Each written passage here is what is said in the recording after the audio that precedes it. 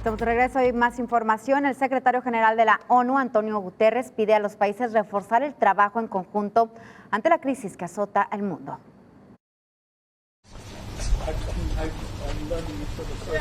El secretario general de las Naciones Unidas, Antonio Guterres, llama a la cooperación internacional para afrontar conjuntamente los problemas del planeta. Lo hace reunido en Nueva York con ministros de la Unión Europea, desde donde ha querido también remarcar la importancia de la asociación entre la ONU y la UE.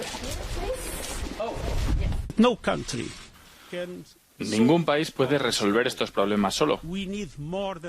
Necesitamos más que nunca el multilateralismo, pero no cualquier tipo, porque ninguna organización puede resolver los problemas de este mundo sola.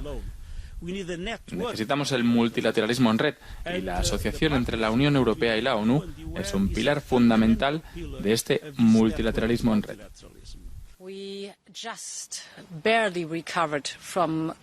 Apenas nos recuperamos de la pandemia de la COVID cuando Rusia inició la insensata y atroz invasión en Ucrania, con terribles efectos en cadena no solo para la gente de Ucrania, que está sufriendo horriblemente, sino también con enormes efectos en cadena a nivel mundial de esta guerra insensata.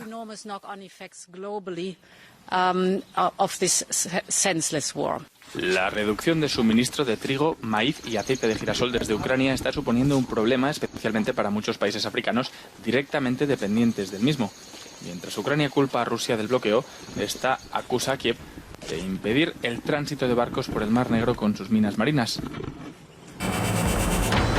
Le damos la bienvenida a nuestro colaborador Carlos Ramírez Powell. Carlos, pues efectivamente vaya situación por la que está atravesando el mundo, con crisis energética, alimentaria, de valores, guerras y demás. Adelante, te escuchamos. Sí, llama mucho la atención, Cecilia, esta mañana aquí en Guadalajara, el hecho de que Guterres se esté reuniendo con la líder de la Unión Europea y que a lo largo de los meses que van, ya estamos en el día 128, 130 de la guerra entre Ucrania y Rusia, llama mucho la atención de que la Organización de las Naciones Unidas no ha buscado ser un puente de comunicación entre precisamente Rusia y la Unión Europea, y sin embargo aquí estamos viendo en este esfuerzo multilateral que realiza Guterres con vista a esa reunión del Grupo de los 20, excluyendo básicamente a Rusia de dicho diálogo. En otras palabras, el multilateralismo tiene ciertas aristas que no pueden ser tocadas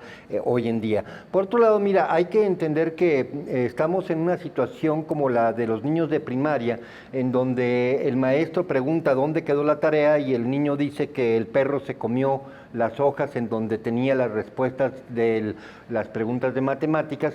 Aquí tenemos un tema en donde Europa básicamente está haciendo la misma maniobra que Joe Biden en Estados Unidos, básicamente de decir que toda la tarea económica que no realizaron durante la última década la Unión Europea y Estados Unidos, ahora tiene un culpable, un responsable en Vladimir Putin. Hay que recordar, si los precios de la gasolina están altos en Estados Unidos, es gracias a Putin. Si en este momento no hay gas en Europa, es gracias a Putin, sin hacer memoria y buscando la empatía y la simpatía de los desinformados respecto a que las sanciones que impuso Estados Unidos con la total participación de Europa son básicamente iniciativas económicas de autoestrangulamiento de recursos naturales. En otras palabras, el hecho de que Estados Unidos secuestró o, en palabras más llanas, robó 360,000 millones de dólares de la cuenta pública de Rusia, eso no cuenta, y en el momento en que Alemania dice no te vamos a abrir el gasoducto Norte 2, eso resulta ser una situación en la que es Rusia la culpable. Cuando Alemania básicamente confisca Gazprom Alemania, esto es la subsidiaria alemana, entonces eso también es culpa de Rusia. Es muy sencillo generar una narrativa en donde hay un 0 y un 1, un negro y un blanco, y básicamente tratar de convencer a las audiencias europeas y a las audiencias latinas de que en esta historia hay únicamente un culpable. Sin embargo, hay que recordar que hay una distorsión económica profunda en la forma en que se está manejando Estados Unidos y Europa a lo largo de los últimos 10 años. Los enormes déficits provocados por el gasto deficitario europeo y norteamericano, en donde, por ejemplo, entre Italia y España deben 1 billón de euros al Banco Central Europeo, 1 billón de euros que jamás será solventado y que básicamente gravita y genera una distorsión enorme dentro de la Unión Europea. El hecho de que Estados Unidos haya mandado imprimir el 80% de los billetes que tiene en circulación únicamente en 2 años, esto es, todos los billetes en circulación impresos desde que se inventó el dólar, el 80% fueron impresos en los últimos 2 años. Esto también es culpa de Vladimir Putin. Entonces, mira, vámonos a las gráficas para ilustrar lo que está pasando en este momento.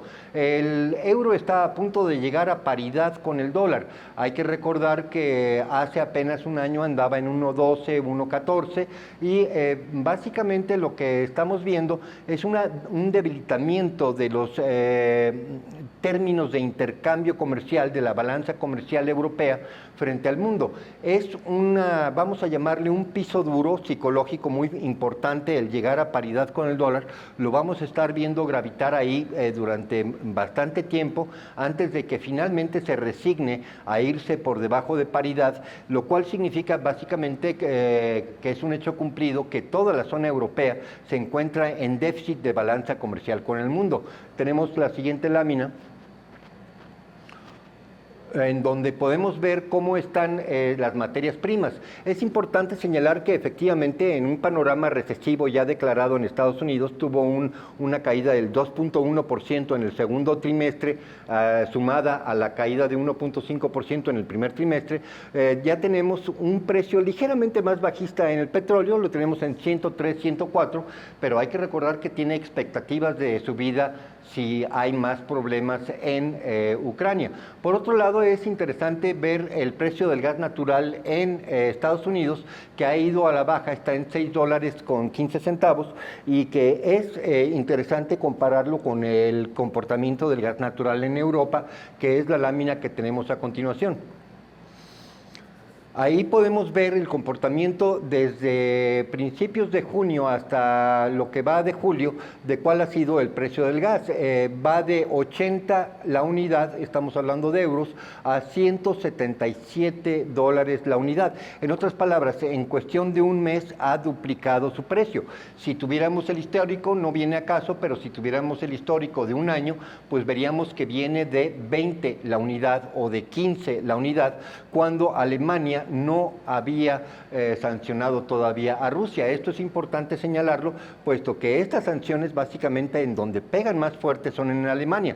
Ya el primer ministro Scholz, el presidente Scholz, anunció que las casas alemanas no podrán ser calentadas a más de 17 grados centígrados a partir de otoño. En otras palabras, no vas a estar cómodo, vas a tener que estar bajo las cobijas dentro de tu propia casa, y creo que también te van a designar qué temperatura la regadera y a qué hora la puedes tomar el regaderazo, y no necesariamente todos los días.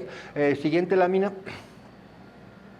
Ahí tenemos el precio del comportamiento del gas natural en Estados Unidos, que ha bajado significativamente desde que misteriosamente la estación exportadora de gas licuado en Freeport estalló.